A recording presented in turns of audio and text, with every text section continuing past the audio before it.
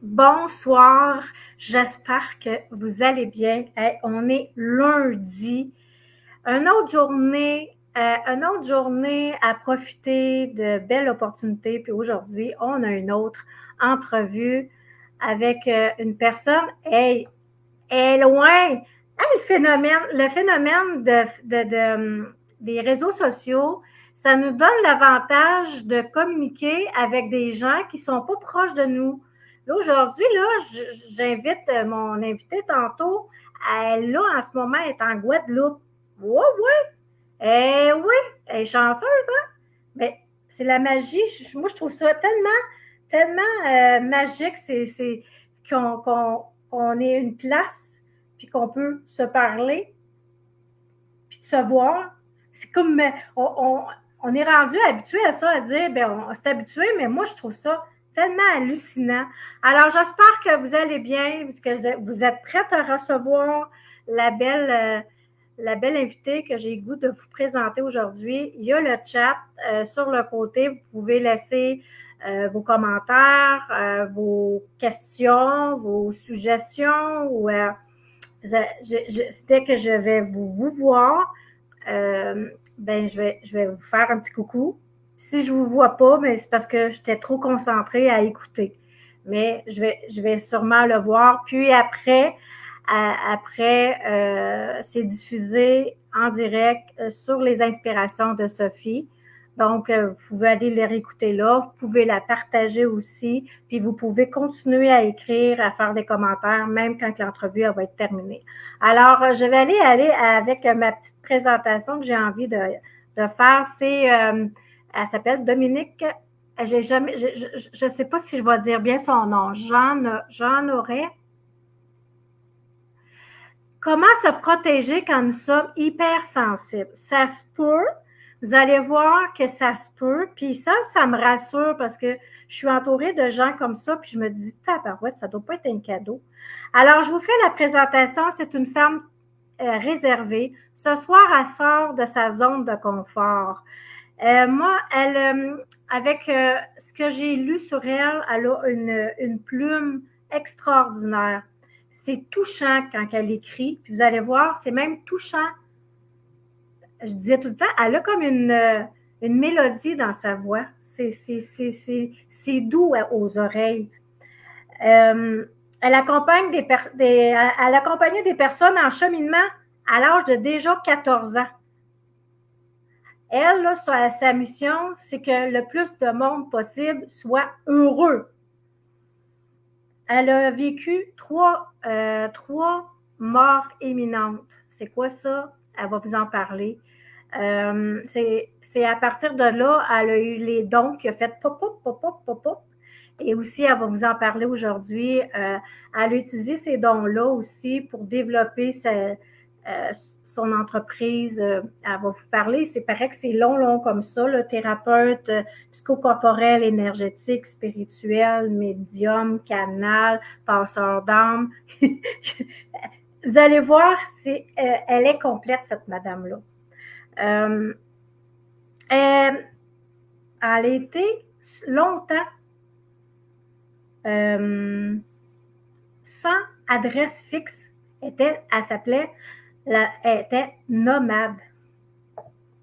Elle est d'origine suisse, née en Libéria. Elle a grandi en Suisse avant d'émerger au Québec en 1986.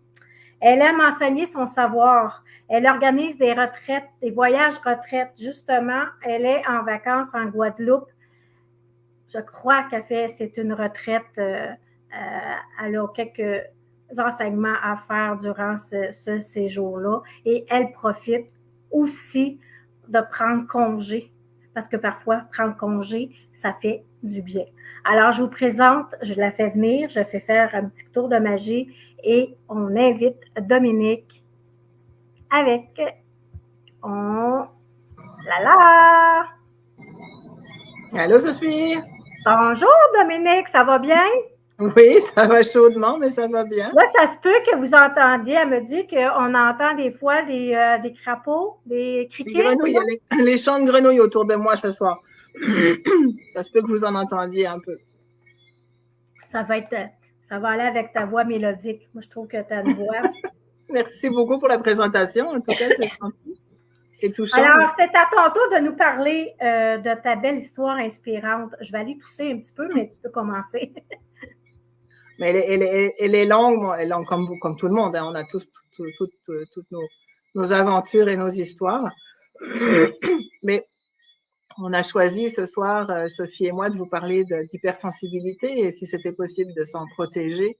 Alors oui, effectivement, depuis toute jeune, moi, j'étais une enfant hypersensible, ce qu'on appelle aujourd'hui une HP, TDAH, enfin toutes les étiquettes possibles et inimaginables qu'un enfant pourrait avoir, qui était parce que je me sentais une extraterrestre, en fait. Et pour faire une petite blague courte, là, j'étais aujourd'hui avec une amie thérapeute, elle me dit, toi, de toute façon, t'es une vraie extraterrestre, tu viens d'un autre plan. Je dis, ok, d'accord, c'est bon.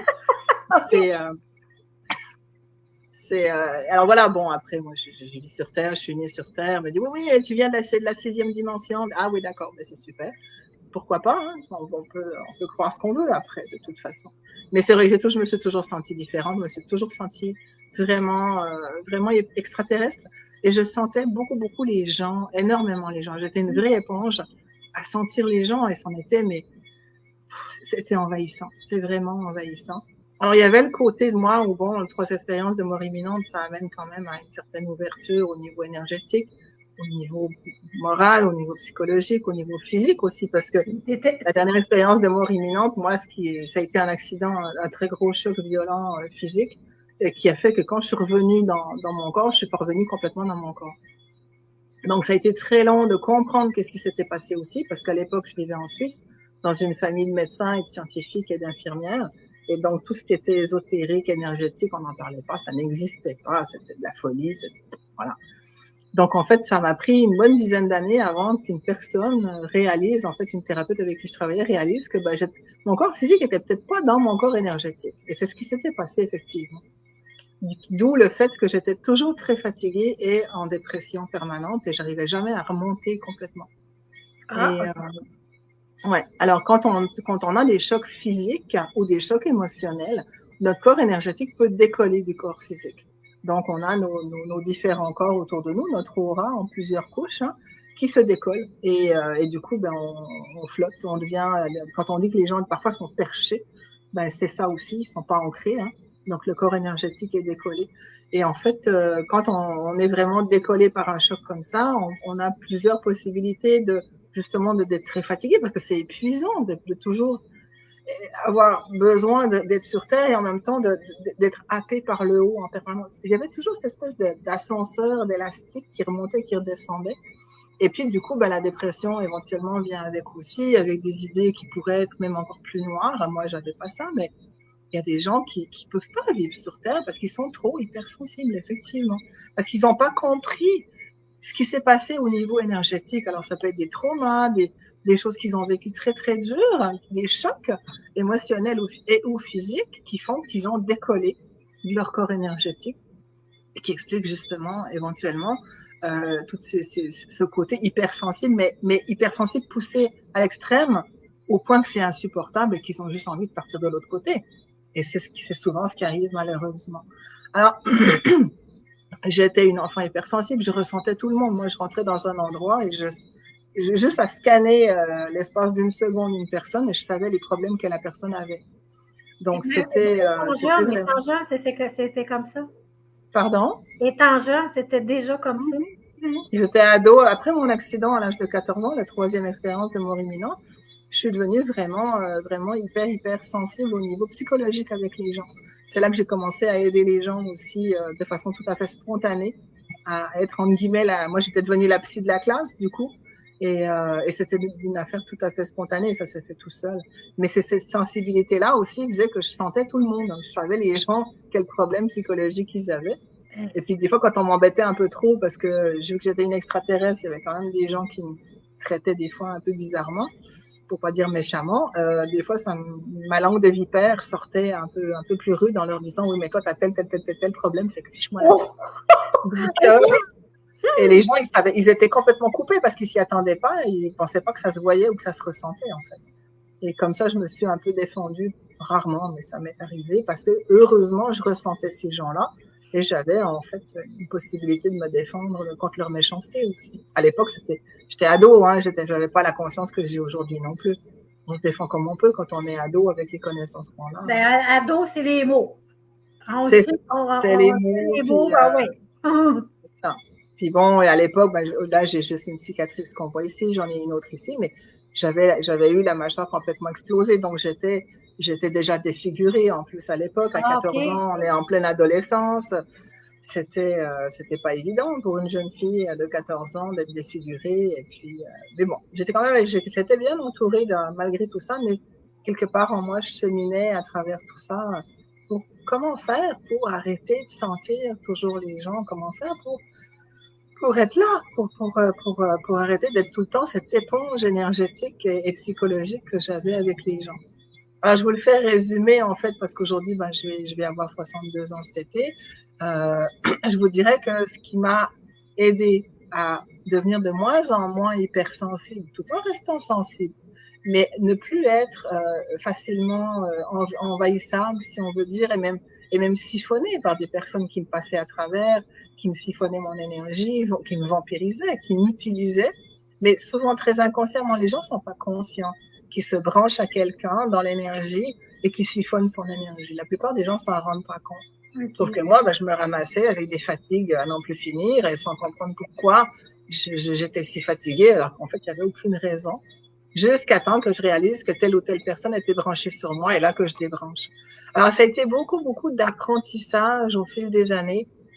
Travailler les énergies, travailler au niveau psychologique, la formation en psychothérapie, euh, et puis des formations au niveau ésotérique, à d'autres niveaux des plans aussi, pour arriver à comprendre que finalement, cette hypersensibilité-là, chez moi, là je parle pour moi, et je pense que ça peut rejoindre probablement pas mal de gens, c'est que cette hypersensibilité-là, elle était reliée à mon manque de confiance en moi. Et c'était Ah, vraiment parce que j'avais pas confiance en moi, je ressentais déjà plein de choses et j'arrivais pas à prendre ma place face aux gens parce que j'arrivais pas à prendre ma place tout simplement et donc à m'affirmer avec les gens autour de moi. Alors je m'affirmais oui, mais d'une mauvaise façon parce que c'était du réactif. Mais au fond de moi, je voulais pas venir au monde déjà. En partant, je suis tombée malade très vite. J'ai eu plusieurs accidents, plusieurs grosses maladies, jusqu'à temps que je choisisse de vivre à l'âge de 28 ans. Alors, ces premières 28 années-là, ça n'a pas été évident. C'est pour ça que j'ai fait 3 expériences de mort imminente, plus beaucoup de petits accidents par derrière, de voitures cassées, de vélos cassés, ah jusqu'à temps que bon, OK. oui, C'est un karma. C'est comme un. oui, je voulais pas venir au monde. Moi, je voulais rien savoir de venir au monde. Donc, j'ai tout fait dès le départ dans l'inconscient pour m'en aller. Il y a aussi l'histoire du jumeau perdu là-dedans, parce que quand on a un jumeau perdu, moi j'ai un jumeau perdu que j'ai rencontré, avec qui j'ai vécu pendant une année, physiquement parlant, il y a une dizaine d'années.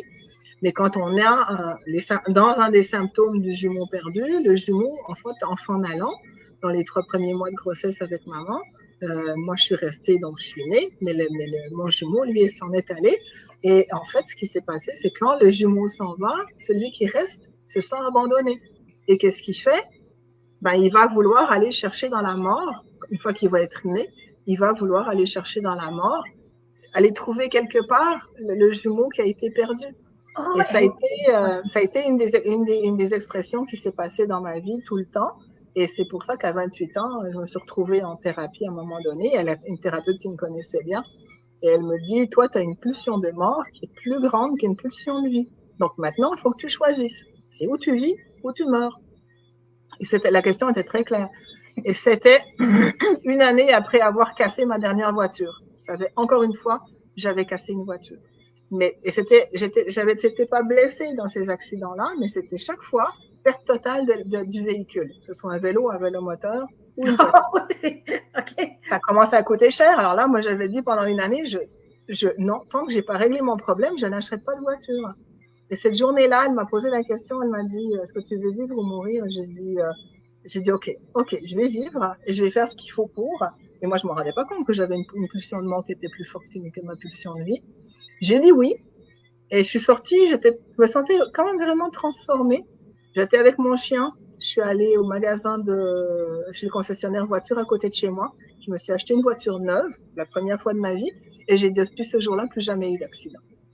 Ah, OK. Ah. C'est ça. Donc là aussi, il y a devoir prendre confiance en soi, hein, oser prendre sa place, oser dire oui à la vie, oser s'incarner, parce que moi, évidemment, je n'étais totalement pas incarnée. Et bonne nouvelle pour bien du monde d'ailleurs, c'est la plupart des gens, on n'est pas incarné. Et je me suis incarnée quand j'ai rencontré mon jumeau perdu de visu et qu'on s'est rendu compte qu'on était des jumeaux perdus.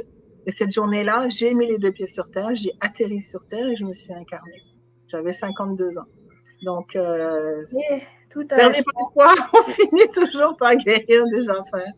Mais c'est ça. Fait que cette hypersensibilité-là, elle a toujours été là. Sauf qu'à un moment donné, pour moi, c'était trop. C'était trop. Mais heureusement, j'ai eu des gens sur mon chemin qui m'ont appris, bon, les techniques d'ancrage, d'une part, c'est hyper important. Techniques d'ancrage, thérapie pour apprendre à me faire confiance, apprendre à avoir confiance en moi, augmenter mon estime, sentir que je vaux quelque chose, que j'ai une valeur, et surtout que je suis, moi, le mot qui me vient, et il y a très peu de thérapeutes qui l'emploient, je suis signifiante. Je ne suis pas insignifiante, je suis signifiante. Et ça, c'est beaucoup plus fort que de dire je suis ou j'existe, ou que j'ai de la valeur, ou que je mérite de vivre, ou peu importe. Je suis signifiante. Et ça, c'est un mot clé maintenant pour moi qui est important, parce que on a une signification dans cette vie, on a une valeur et on a une place à prendre. On a de la place, il y a de la place pour tout le monde. Sauf que pourquoi on la prend, pourquoi on la prend pas? Et c'est souvent par en dessous, on va voir en thérapie souvent qu'on se sent pas assez. On n'est pas assez bien, on n'est pas assez fort, on n'est pas assez gentil, on n'est pas assez capable de ta. Mais la signifiance vient encore plus profondément, en dessous de ça. Alors qu'on pensait que le pas assez, c'était le fond du fond. Pour moi, la signifiance est encore plus profondément ancrée que ça.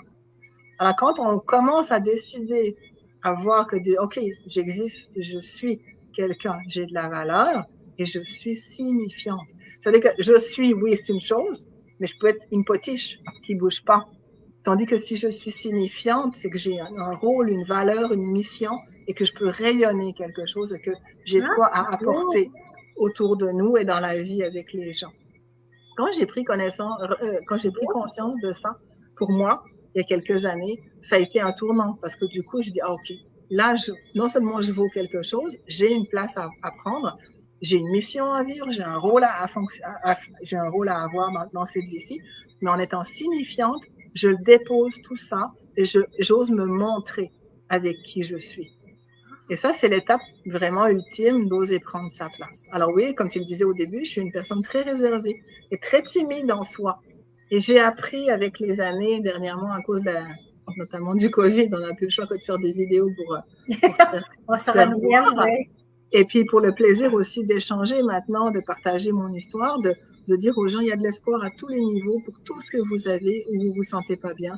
J'ai tellement passé à travers de choses compliquées, difficiles, que ce soit la violence, la dépression et toutes sortes de choses dans ma vie. La résilience, elle est pour tout le monde. On s'en sort, on y arrive et on ne sait jamais non plus quand ni où ça va se passer. Et puis comment? Parce que un jour, pour quelle raison, on ne sait pas, c'est cette journée-là où on est prêt à guérir une blessure, à lâcher une croyance. Et puis pouf, ça se passe et puis voilà, on passe à autre chose.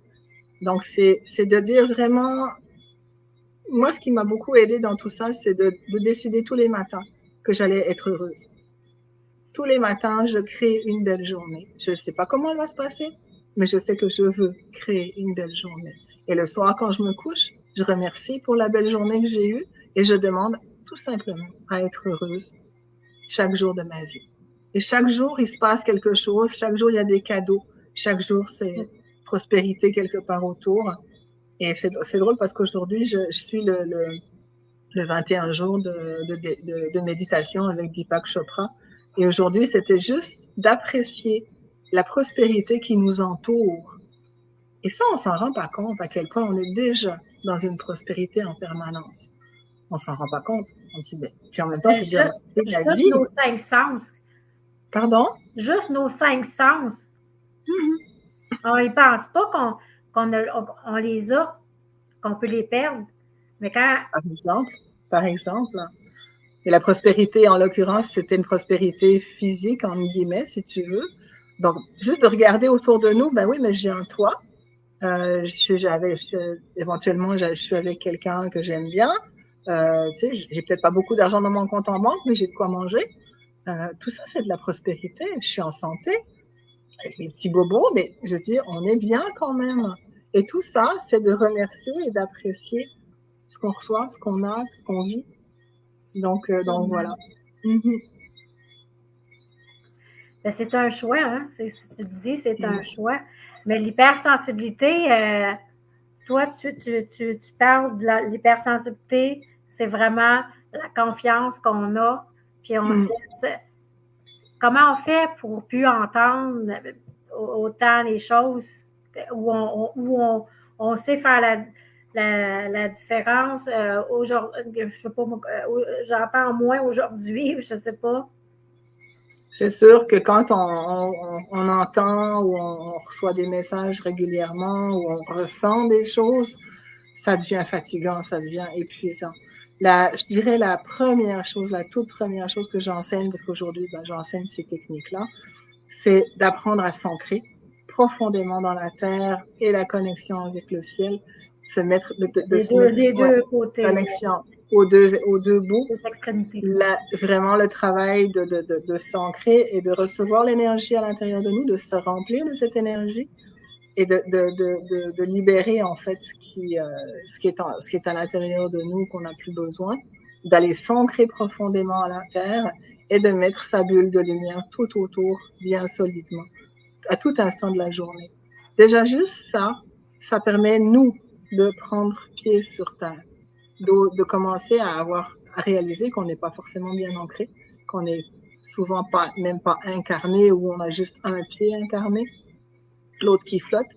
Donc, et à chaque fois de faire cet exercice-là, ça vient nous ancrer, et ça vient, plus on va le faire, plus on va aussi apprendre à méditer, ce qui est quelque chose de très simple, et qui nous permet de nous réaligner et de revenir à l'intérieur, et de s'ancrer, se déposer en soi. Tout ça mis ensemble, déjà là, on commence à prendre confiance en soi, à se donner cet amour-là. Parce que c'est quoi sinon? Comment dire ça?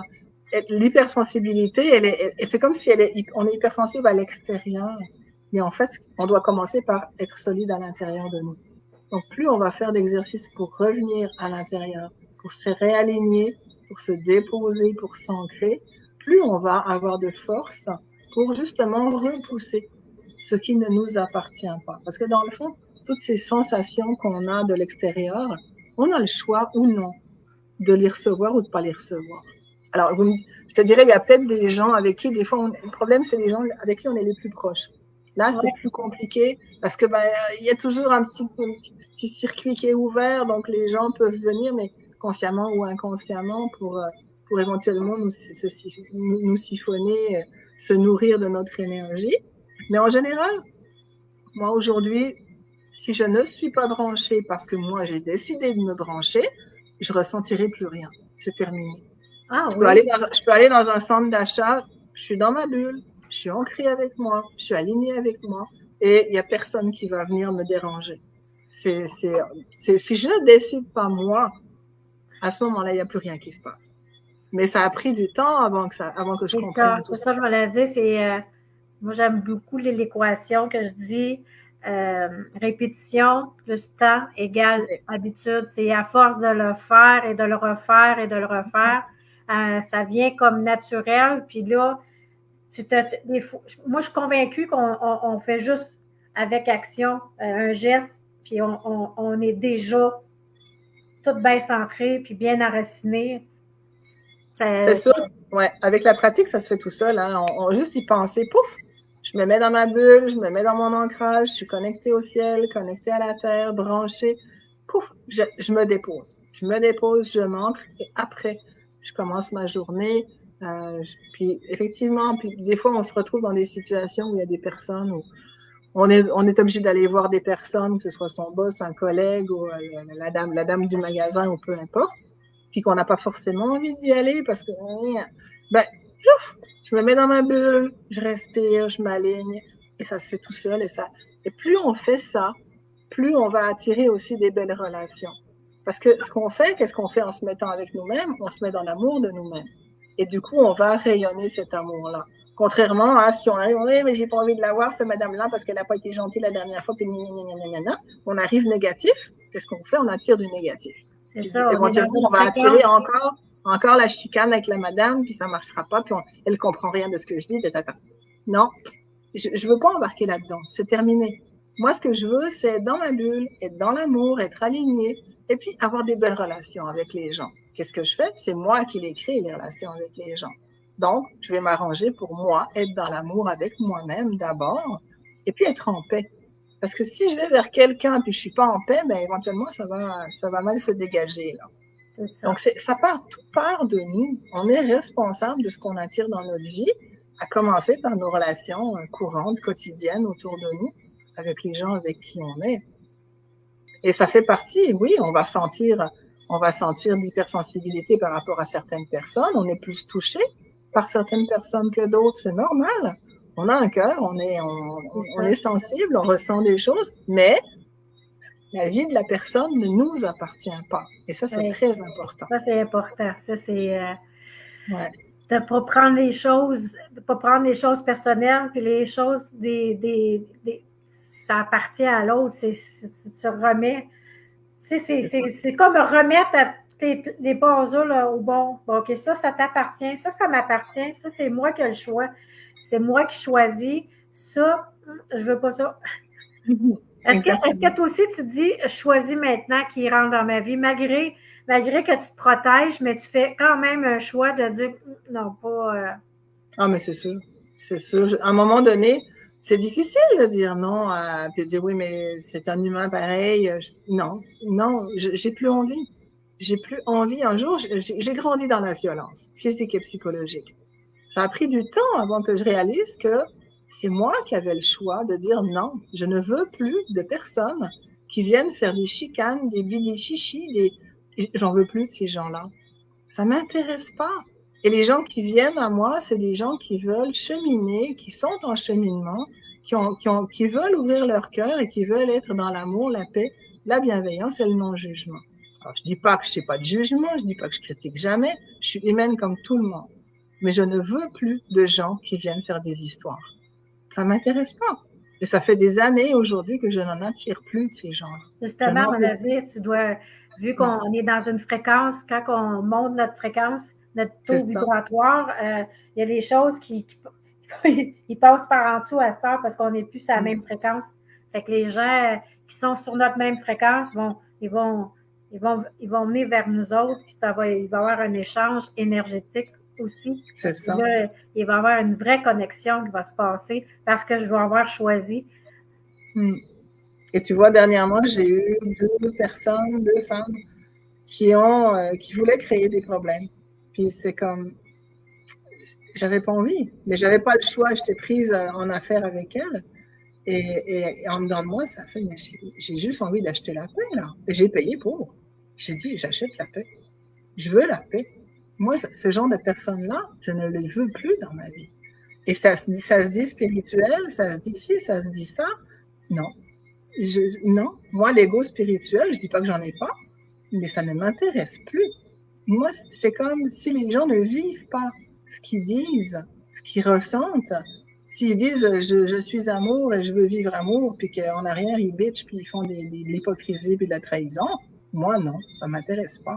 C'est pas du tout le genre de personnage que j'ai envie d'avoir dans ma vie. Par contre, ces deux personnes-là m'ont fait vivre des choses que j'ai trouvées très désagréables pour me faire comprendre qu'en fait, ben moi j'étais à ma place. J'étais juste dans mon histoire. Alors qu'en fait, elles m'ont fait douter. Et donc, moi, j'ai appris ma leçon. Ben, dans ça, on apprend quand même. Hein? Mais complètement. Ça m'a permis de me réaligner puis de voir que, ben non, dans le fond, j'avais les deux pieds dans mes bottines. J'étais à ma place. J'étais juste, tu vois. Et puis, c'est elle, dans le fond, parce que ce qu'il y a aussi, c'est qu'avec une personne hypersensible, quand elle devient de plus en plus, entre guillemets, puissante dans sa solidité, elle a aussi comment je dirais, j'ai pas le mot là, un charisme qui fait que certaines personnes vont être attirées ou repoussées par la personne en question. Ah, OK. C'est ça. Et du coup, moi, je l'ai vécu depuis toute jeune. J'avais des gens qui s'aimantaient à moi sans que je comprenne pourquoi. Puis tout d'un coup, elles partaient en courant parce que je les faisais un peu trop. Oui, il y avait trop de lumière. C'était trop. C'est ça, c'était trop. Puis dans l'autre sens, il y a les personnes qui avaient envie d'être proches de moi, mais sans s'en rendre compte, finalement, ça tournait en jalousie, en envie, et puis en bitchage et en trucs négatifs. Tout ça pour me rendre compte, puis moi, j'avais beaucoup de peine. Ça me blessait beaucoup de les voir aller, ces personnes-là. Je me suis dit, mais j'ai rien fait. Pourquoi est-ce qu'elles me traitent comme ça? Je comprenais rien. Et finalement, les amis autour de moi me disaient, mais t'en fais pas. Elles sont juste jalouses. Ah, voilà. Là, on parle d'autre chose, là, tu vois. Et là rentre justement le problème d'ego spirituel de plus en plus qu'on a maintenant, de gens qui croient qu'ils sont chamans, spirituels, gourous, tout ce qu'on veut, puis qui, dans le fond, ils sont juste jaloux, envieux des autres et critiquent. Ils tirent à eux. Et puis, ils veulent avoir des choses qu'ils n'ont pas encore acquis par l'intérieur. C'est ça. Ça ne veut pas dire que c'est des mauvaises personnes. C'est des personnes qui n'ont pas encore compris que leur ego est plus fort que leur amour pour eux. Et ça, c'est tellement important de comprendre ça à un moment donné. L'amour n'a pas de limite. L'amour est invincible. L'amour est incroyablement merveilleux et généreux. Mais on ne peut pas rentrer là-dedans si on est encore accroché à des vieilles croyances, à vouloir contrôler, à vouloir dominer. On n'est pas dans l'amour quand on est là-dedans. Et moi, ça m'a fait voir, ces personnes-là m'ont fait voir, attends, moi, je suis où là-dedans? Je suis allée me regarder dans le processus. Dire, est-ce que moi, je suis correcte? Est-ce que j'ai... c'est ça, il y a des informations, là, tu reçois quelque chose, OK, il faut que j'aille voir. Ça, c'est d'être dans la conscience, puis de dire, OK, j'ai peut-être quelque chose à apprendre. On n'a pas peut-être quelque chose à apprendre, on a tous quelque chose à apprendre sur la vie, sur toutes les choses. J'aimerais ça parler de ton enseignement. Tu disais que tu aimes ça, enseigner. C'est quoi tu redonnes en ce moment dans l'enseignement? On va donner l'exemple. Là, tu es où en Guadeloupe? Pourquoi tu fais que tu es là? Première chose, je suis en vacances pour 2 semaines. C'est vraiment les vacances. Je suis venue l'année dernière pour 1 semaine. C'était à l'époque de la prospection. Donc, j'avais rencontré un centre qui font des activités ici.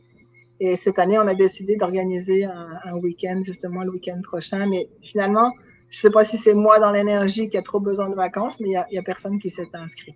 Donc, en fait, c'est ça. Je ne m'en fais pas trop avec ça. En fait, depuis l'année dernière, j'enseigne comment découvrir et développer ses dons, ses capacités, développer sa confiance en soi et en son intuition. Parce que c'est ça, dans le fond, c'est les outils de base pour grandir, pour se faire confiance. Il faut faire confiance à son intuition et à ses dons. C'est d'apprendre comment le faire. Et moi, je l'ai appris beaucoup en autodidacte tout au long de ma vie. J'ai reçu des enseignements d'en haut, j'ai reçu quelques amis autour de moi qui m'ont enseigné des choses. Et en fait, ce que je fais aujourd'hui, c'est que je retransmets mon expérience de vie, mes outils. Parce que ce qui est important, c'est que moi, ce que j'aime, en fait, et d'ailleurs, les gens qui viennent en consultation chez moi, et je ne parle pas pour ma paroisse parce que je les garde 1, 2, 3, 4 séances gros max. Tu t'appelles l'autonomie, toi aussi? Complètement. Moi, c'est important que les gens ils repartent avec des outils, des compréhensions, que les croyances soient déconnectées, que la blessure soit cicatrisée, puis qu'ils aient des outils pour continuer à cheminer. Alors, je suis toujours disponible, ils reviennent parfois une fois de temps en temps, mais c'est pas moi qui vais les garder pendant 1 année ou 2 fois par semaine, il n'y en a pas question.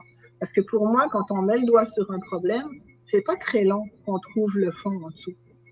C'est vraiment pas très long. Bon, je suis toujours branchée à la source, donc la source aussi m'aide beaucoup à guider la personne là où elle doit aller pour trouver le bobo. Mais c'est pas moi qui trouve le bobo, c'est la personne qui va me dire « Ah ben oui, il s'est passé telle chose dans ma vie, à tel jour, telle heure, machin. » On vient de trouver une source, une des causes éventuellement du problème. Et on va avoir avec certaines techniques que j'enseigne, même pendant les consultations, où les gens peuvent refaire les exercices après. Moi, ce qui est important, c'est que les gens deviennent autonomes. Voilà. C'est qu'ils aient des outils dans les mains, pas qu'ils soient tout le temps dépendants des thérapeutes et des intervenants. et des coachs, et peu importe le nom qu'on donne à l'intervention. Là. Mais pour moi, c'est important le plus possible de faire en sorte que les gens soient autonomes avec des bons outils dans les mains. Alors, c'est ceux qui ne deviendront pas psychothérapeutes, on s'entend, mais les outils que je peux transmettre, pour moi, c'est important. C'est des outils que toi, que, tout en enseignant, c'est comme des outils que les autres trouvent en même temps. C'est ça, parce que je les fais pratiquer, que ce soit en consultation ou en atelier. Moi, je fais toujours beaucoup de pratiques. On pratique des exercices et donc après, les gens peuvent continuer à pratiquer les exercices pour continuer ce cheminement-là s'ils en ont besoin. C'est ça. Moi, j'aime beaucoup dire le sac à dos de bonheur, le sac à dos, tu remplis tous tes outils. Tu remplis le plus possible des outils qui tu sais qui fait du bien, qui est grandissant. Puis quand il arrive des moments plus difficiles, c'est pas le temps d'aller commencer à chercher puis d'aller, là, on est allé chercher la source du bobo. Voici, tu as les outils. Donc, quand tu vas être chez toi, tu peux prendre les outils. J'aime beaucoup l'autonomie, moi aussi. Parce que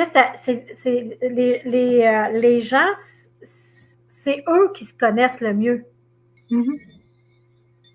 Puis si on est derrière eux tout le temps, ben ils se prennent.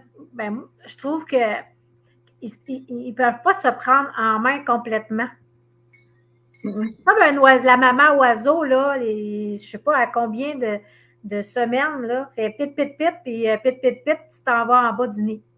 Parce qu'elle sait qu'il y a des ailes, puis à un moment donné, ben, elle pourrait le protéger, rester, le nourrir, puis il grandit, puis moi, je pense que c'est l'autonomie, puis vraiment le sac à dos des outils qui fonctionnent, puis tout à fait. Pour moi, c'est important. Les outils fonctionnent pour une personne, puis l'autre personne à côté, ça va être d'autres outils. Tu sais, tu peux pas arriver, tiens, voici ton sac à dos avec toutes tes affaires, voici c'est ça. C'est ça qu'il faut que tu fasses, mais c'est pas comme ça. C'est sûrement que c'est personnalisé à chacun. Chaque personne a sa façon de fonctionner, chaque personne a des causes différentes de croyances qui se sont imprimées, de blessures, de traumas qu'ils ont vécu. Et puis, à chacun il n'y a pas deux choses qui vont goûter de la même façon. Il n'y a pas deux outils. Les outils vont être les mêmes, mais pas employés de la même façon, pas appliqués de la même façon. Et c'est ça qui est important. Tout est personnalisé en thérapie. On peut jamais faire la même chose pour tout le monde. Là. On peut faire en gros certaines choses, oui, mais pour aller vraiment au fond de l'histoire, chaque personne va trouver sa clé à un moment donné. Et ça, on ne sait jamais quand ça va arriver, ni de quelle façon, ni pourquoi. À un moment donné, ça arrive et puis on trouve la clé et on ouvre la porte, on règle le problème. C'est ça. Quand on est prêt, les choses arrivent. Hein. Tu as parlé tantôt des gens qui sont motivés, qui sont prêts, sont dans l'éveil. C'est ça. Ils veulent aller. C'est ça. Ils sont conscients, puis ils sont curieux, puis ils sont motivés, puis ils sont prêts. Tout à fait. Ils sont motivés. Ils sont motivés parce que soit qu'ils sont bien tannés, ils sont bien tannés. Tu vois, c'est drôle parce que je fais dans tous les ateliers que je fais depuis une dizaine d'années maintenant. D'ailleurs, tu parlais du fait que j'avais été nomade pendant 6 ans. Effectivement, j'ai été nomade de 2015 à 2021, là, où j'étais 6 mois au Québec en colocation chez des amis, puis 6 mois dans le monde à aller animer des ateliers en Europe, au Maroc, à La Réunion, et amener les gens en voyage au Sri Lanka. Il y a un des ateliers que j'aime beaucoup, qui est un atelier de 5 jours, qui s'appelle La Grande Traversée. Et on est 5 jours ensemble en Bretagne. Et au Québec aussi, parce que je le fais aussi au Québec au mois d'août. Et pendant ces 5 jours-là, en fait, les dames qui étaient là ne se rendaient pas tellement compte que c'était un atelier vraiment de développement personnel, mais thérapeutique. C'était pas juste, on va pas juste faire quelques exercices d'écriture ou de coaching. On va vraiment aller voir à l'intérieur qu'est-ce qui coince, qu'est-ce qui se passe, pourquoi je vis telle chose, puis ça me rend malheureux et tout ça. Et une dame qui me dit en Bretagne, à un moment donné, elle était en train d'écrire quelque chose dans son journal. Elle lève la tête, elle me regarde et dit, Dominique, je ne pensais jamais d'aller si profondément que ça, dans autant de douceur qu'avec ce qu'on est en train de vivre là. Et je dis, ben oui, il n'y a plus besoin de taper sur le clou, il n'y a plus besoin de taper dans les coussins pour péter sa colère. On n'est plus rendu là. Aujourd'hui, c'est par la douceur, vraiment par la légèreté, même par la bonne humeur, qu'on va aller trouver la cause de qu'est-ce qui nous empêche encore d'être heureux. Mais pour moi, c'est justement parce que j'ai vécu dans la violence, pour moi, c'est d'autant plus important de passer par la douceur pour aller trouver ce qu'il y a au fond de nous-mêmes, où est l'enfant blessé, qu'est-ce qui s'est passé, comment en prendre soin pour pouvoir guérir et puis pouvoir être plus heureux derrière tout ça. Mais c'est vrai que les gens ne s'attendent pas du tout à la profondeur, vraiment une profonde profondeur dans laquelle on va, mais avec une douceur et une légèreté très simple en fait. Et il n'y a pas besoin de faire de la grosse thérapie où on crie. Ça dure et ça dure et ça perdure dans le temps. C'est ça. Et c'est vraiment profond et il y a des transformations magiques qui se passent. C'est juste... Ça doit. Wow. Ouais. Ça doit. C'est sûr. Ah ouais. On est à 40 minutes. On a dit qu'on a des fois trop long, on perd les gens. On n'a pas eu personne qui a laissé de message, mais comme je dis, la rediffusion, elle se fait. Fait qu'il y a peut-être des gens qui vont l'écouter un peu plus tard. Quand on arrive à la fin comme ça, je demande, est-ce que tu as justement un conseil pour les hypersensibles là, qui commencent, là, qui sont quand même, tu sais, ils sont jeunes, là, puis, mettons, jeune ado, pas jeune ado, mettons, on dirait jeune adulte qui commence sa vie, le travail. C'est sûr que quand on est jeune adulte, dans la jeune vingtaine ou même début trentaine, on se pose énormément de questions. C'est sûr qu'on passe par tous les questionnements, par la vie courante, le stress, la routine, peut-être même la famille, les enfants qui sont jeunes, le travail à travers tout ça. Et on ressent des choses, on est fatigué, on est épuisé. Moi, je vous dirais sincèrement, prenez soin de vous, prenez du temps. Faites de la méditation, vraiment respirez, prenez du temps pour vous tous les jours, un minimum de 15 minutes chaque jour, même si c'est 3 fois 5 minutes, prenez au moins 15 minutes par jour. Ça peut être simplement dans la voiture, dans les bouchons, on respire, on se réaligne, on se ramène en permanence. On n'a pas besoin d'être en méditation, les yeux fermés, en lotus, assis par terre avec une petite musique. Là. Ça n'a pas rapport. Non, on peut être dans la voiture avec c'est le feu rouge. Ben, on regarde le feu rouge, mais en même temps, je respire, je me réaligne, je me ramène, je reviens à moi. Et toujours penser ancrage, et vraiment solidité, se ramener dans l'alignement de la solidité intérieure. Et puis aussi, surtout, de dire, je crois en toi, je crois en moi, je suis quelqu'un de bien, j'ai de la valeur, je suis signifiante. J'ai une signification, j'ai un rôle et une mission à vivre sur Terre, même si des fois on ne les connaît pas encore tout à fait. On sait qu'on est là pour quelque chose et de dire j'ai ma place, j'ai ma place, je contribue, je contribue dans le grand plan. Le grand plan, je contribue à ça, là. Tout à fait, je contribue parce que j'ai une place et j'ai un rôle à jouer dans cette grande société dans laquelle on vit. Oui. Et je peux juste accepter et accueillir que j'ai toutes les qualités pour prendre ma place. Et donc, arrêter d'être hypersensible à ressentir tout le monde autour en essayant d'être gentil avec tout le monde pour plaire à tout le monde. Non, je prends ma place et je suis moi. Je deviens signifiant, je prends confiance en moi et je m'affirme tel que je suis. Alors, il y a des façons de s'affirmer, on s'entend, mais en l'occurrence, s'affirmer dans l'amour. Il y a un ami qui disait il y a très longtemps, il dit t'envoies un char de merde à quelqu'un, quand tu l'envoies dans l'amour, ça passe toujours. OK. C'est vrai. Donc, c'est vraiment dans l'amour. On parle de communication non violente en l'occurrence, mais c'est ça. C'est prendre confiance en soi, croire en soi, oser se dire j'ai ma place, je suis une bonne personne, j'ai toute toutes les valeurs qu'il faut pour avoir un bon rôle dans la société, dans ma famille, avec mes amis, pour être une bonne personne, point. Je suis une bonne personne. Et surtout arrêter de se comparer tout le temps aux autres, de vouloir être le meilleur, non, juste d'être soi-même. C'est tellement merveilleux de juste être soi-même. Et c'est tellement plus puissant d'être juste soi-même dans l'amour de soi plutôt que d'essayer d'avoir son gros ego qui essaye de passer par-dessus tout le monde, de critiquer, de juger et tout ça. Ça, c'est pas efficace du tout, du tout. La meilleure chose, c'est d'apprendre à s'aimer soi-même, à se donner cet amour-là, à retrouver cette profondeur de cœur, de solidité intérieure, et pour pouvoir tout simplement rayonner cet amour-là qui va attirer des bonnes personnes autour de nous et des belles situations. Oui, je pense qu'on va rester avec ce message-là, mais aussi de briller, d'émaner. Parce que je suis pas dans la spécialité de tout ça, mais dans ce que j'ai étudié, puis j'ai vu, on est à 5 personnes proches de nous. Si on rayonne, mais les 5 personnes les plus proches de nous vont rayonner. Et quand on a ça, dans notre petit coco, là, puis qu'on dit,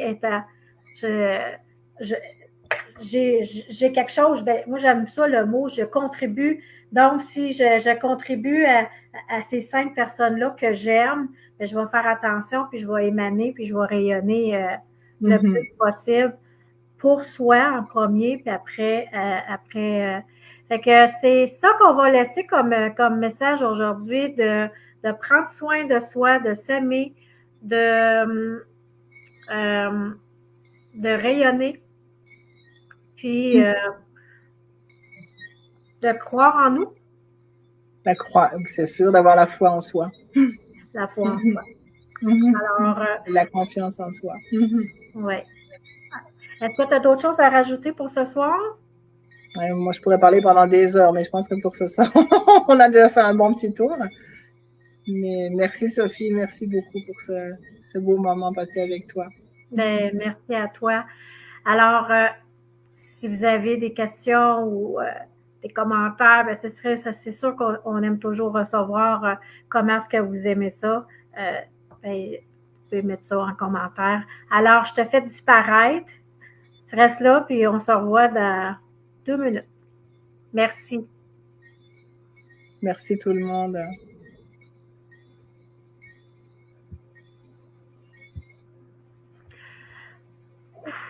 Une autre belle soirée. Et que je me remplis, vous savez pas, c'est un petit peu égoïste, là, mais quand je fais des entrevues comme ça, là, vous savez pas quelle nourriture de l'âme que ça me procure. J'ai même la difficulté à aller me coucher les soirs d'entrevue où je suis trop remplie de belles choses. C'est pas que je suis pas capable de dormir, mais je suis trop dans une énergie de vibration, parce qu'on continue à recevoir. Hein? Quand il y a des partages comme ça, les partages se font, mais on continue à recevoir. Parce qu'on reste dans l'énergie. L'énergie, elle reste alentour de nous autres. Fait qu'on continue à recevoir. Moi, je pense qu'en plus, partager, s'unir, partager, échanger, ben, je pense que ensemble, moi, j'aime ça dire, ensemble, on va plus haut. Alors, comme j'ai dit tantôt, vous pouvez écrire en commentaire. Dominique, elle va mettre ses liens en dessous ou quelque part en dessous du vidéo. Elle va mettre tous les liens pour que si vous voulez prendre contact avec elle, ben, les liens sont tous à la même place. Puis, je dis souvent, il va y avoir d'autres entrevues. Suivez-moi. Normalement, je dépose la publication un jour à l'avance. Fait que suivez les inspirations de Sophie. Et si Dieu le veut, on se revoit. Merci.